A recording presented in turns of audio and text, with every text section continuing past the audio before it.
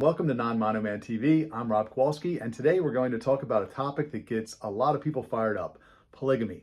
Is it biblical? Is it moral? Does it even make sense? I hear the objections all the time, so today I'm going to debate them with myself. Let's get into it. Polygamy is a sin. It goes against God's design for marriage. Show me where in the Bible God calls polygamy a sin. I'll wait. Well, it's not explicitly stated, but monogamy only is the standard.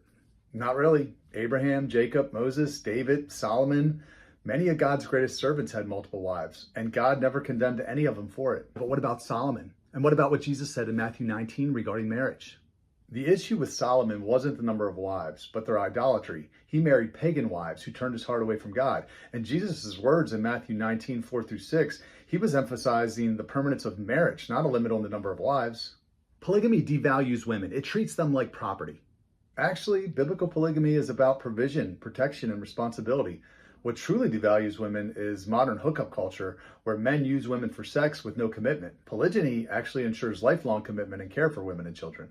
Well, the New Testament forbids polygamy. 1 Timothy 3:2 says a church leader must be the husband of one wife. Yes, for church overseers. Why? Because managing multiple households while leading a congregation would be impractical.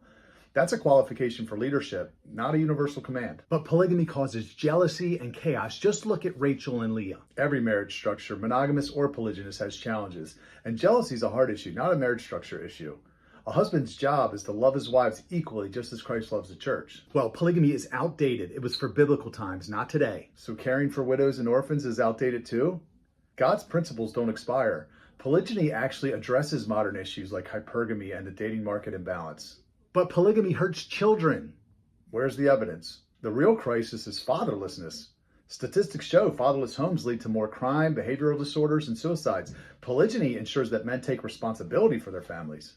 It's not fair. Why can men have multiple wives, but women can't have multiple husbands? Marriage reflects God's relationship with his people. God is the husband and the church is his bride. One man having multiple wives follows this biblical model. A woman with multiple husbands inverts it.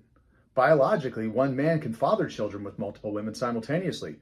This ensures the survival and flourishing of families. The reverse doesn't work practically or biblically. Polygamy leads to abuse. Abuse comes from sinful hearts, not marriage structures.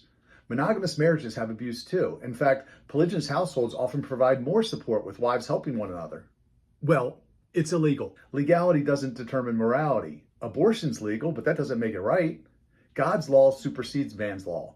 The Bible never says a marriage needs a government license to be valid. If a piece of paper can't turn a sinful union holy, then why would its absence make a godly marriage invalid? The state doesn't set the standard, God does. Polygamy isn't necessary anymore.